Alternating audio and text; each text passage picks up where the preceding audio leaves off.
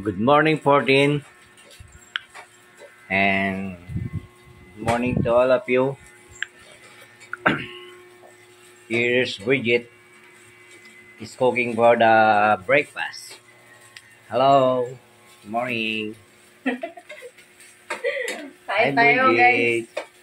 So it's What's 6 that? a.m. in the morning right now, and we are cooking our breakfast para kahit pa paano meron tayong baon mamaya. Ito ay simpleng sinangag lamang sa umaga. So,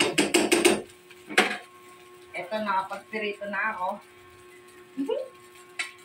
Para meron tayong baon mamaya. So, malapit na itong maluto. Sinangag at saka manok sa umaga, baon. Halo-halo na, kasama na dun. So, buong maghapon na natin kakainin. So, okay na to, guys. Okay na yun.